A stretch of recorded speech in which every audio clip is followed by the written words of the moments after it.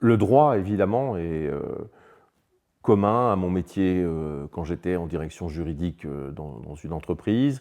C'est évidemment le cœur de mon métier d'avocat. Et c'est difficile d'imaginer être élu local sans connaître la loi, parce qu'on doit la respecter et on doit la mettre en œuvre. Et puis c'est difficile aussi d'imaginer être parlementaire, député comme je l'ai été, sans s'intéresser à la loi, parce qu'on est chargé de la produire et de l'évaluer. Donc évidemment que le droit, la loi, la règle commune, c'est à l'intersection de mes métiers, de juriste d'entreprise puis d'avocat, et de mon engagement politique. En même temps, c'est quand même deux choses qui n'ont pas forcément, comment dire, pas deux choses qui n'ont rien à voir, mais c'est quand même deux choses très différentes. Un métier, finalement, vous conduisez votre affaire. Alors, je le dis d'autant plus maintenant que je suis avocat, que je suis entrepreneur, finalement, entrepreneur individuel comme avocat, vous conduisez votre affaire. Voilà. Vous imaginez des services que vous pouvez rendre, des choses que vous pouvez produire, mais pour un avocat, c'est plutôt des services qu'on rend. Et puis, vous voyez comment vous pouvez avoir des clients, comment vous pouvez fidéliser aussi ces clients. Moi, j'aime beaucoup avoir un rapport dans la durée avec les personnes pour lesquelles je travaille comme avocat. Mais finalement, vous êtes en charge d'intérêts particuliers, vous êtes en charge de parcours particuliers, et le plus possible, si vous êtes un bon avocat, vous essayez bien sûr de donner une dimension générale à tout ça. Quand vous faites un parcours d'élu, le temps vous est compté d'abord. Voilà, il y a un mandat.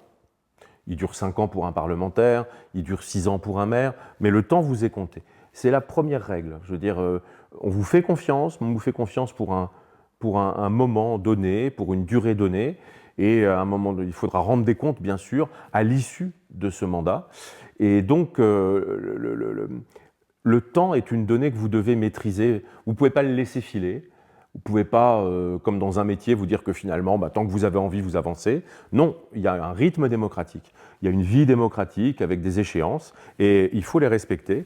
Donc ça veut dire qu'il faut que vous imaginiez bien sûr des projets, des actions. Vous avez des idées pour votre collectivité, mais il faut toujours réfléchir à ce qui est le long terme et puis à ce que vous allez pouvoir prendre comme engagement du mandat pour qu'il y ait un contrat démocratique. Dire voilà, pendant les 5 ans que vous me donnez, ou les 6 ans que vous me donnez pour le mandat local, voilà ce que je vais faire. Et voilà aussi ce que je ne ferai pas.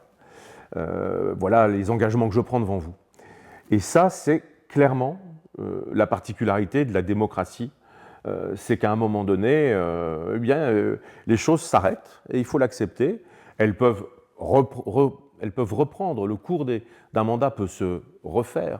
Vous pouvez renouer la confiance, en fait, bien sûr, à chaque élection avec les citoyens, mais il faut accepter cette idée de rendre des comptes, il faut accepter cette idée qu'il y a une période, et qu'à la fin de cette période, on explique ce qu'on a fait, on répond aux questions, voilà, on explique aussi pourquoi parfois les difficultés ont été beaucoup plus fortes que prévu.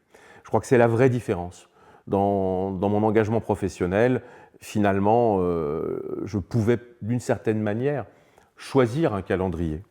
Ça fait même l'objet de la discussion qu'on peut avoir avec son client.